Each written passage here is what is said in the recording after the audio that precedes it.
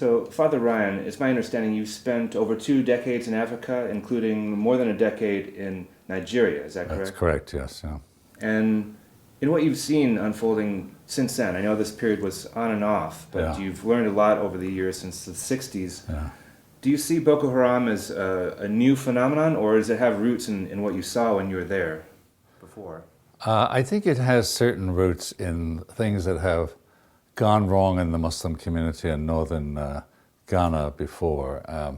I mean, there is a tradition from the early 19th century in northwestern Ghana, the opposite side of Ghana from where Boko Haram comes from, of a certain, there was a so-called Sokoto Jihad, the Fulani Jihad as it's sometimes called, between 1804 and 1809.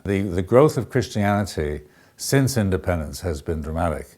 The British were convinced when they were leaving Nigeria in 1960 that the country would be dominantly Muslim, and they hoped dominantly conservative. They feared many of the leaders of the independence movement from the South because they thought they were all going to go communist, the obsessions of the 1950s. And in fact, they went quite capitalist. And the fact is, though, that the Christianization of the Middle Belt has been quite dramatic since when I was first there in the mid-1960s. Do you see this as a sectarian conflict, or is there some other basic cause to what's going on? There is a sectarian element to it, but you have to remember that the Boko Haram are also attacking Muslims, not just Christians. They're attacking anybody who is trying to live a modern life. And they're against the education of women and young girls, and that's why a year ago today they kidnapped those 270 girls. In fact, they kidnapped a few more, but somehow managed to escape. Apparently there's been some military reversals for Boko Haram in the last month or so, especially with the assistance of the Chadian army.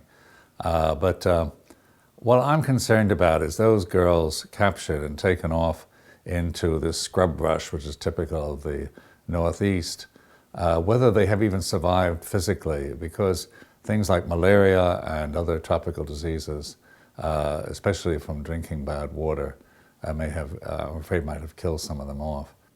There is the real basis is that the Northeast has been underdeveloped, and it doesn't have much by way of natural resources, and too much of Nigeria's economy is based on the petroleum industry, which tends to be concentrated in the southeast, and it's basically offshore petroleum, and not much of the wealth percolates down through the system to ordinary people, especially in remote rural areas like the Northeast, the old Sultanate of Borno and the states in that area.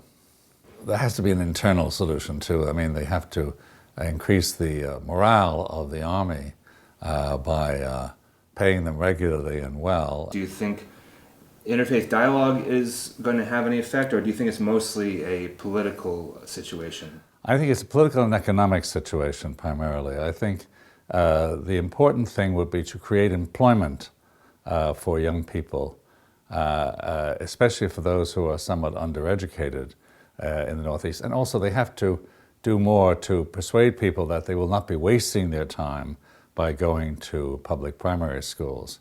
I used to be the head of a Jesuit secondary school in Abuja, the federal capital in the center of the country. But I could see the local primary schools around where we were located. The children were learning almost nothing. When I first taught secondary school in Nigeria in the mid-60s, there would be at most 35 students in a class. And then now its most common thing is about 70 students in a class. This is an impossible educational feat to be able to teach them without just teaching them rote. And that doesn't advance their ability to think rationally or to act rationally. Do the recent elections hold a positive or a negative outlook for you? Do you think that with the changing of the leadership? I think the important thing was that despite the power of the presidency, that the elections went forward and another man was elected. The newly elected president of Nigeria, who will, I think, take office toward the end of May, and his vice president, he's a Muslim, and the vice president is a Christian, Pentecostal background. I'm hoping that they'll be able to rally people around a concern to let everyone participate in society and not just let members of one party, now triumphant, dominate where the other party used to dominate.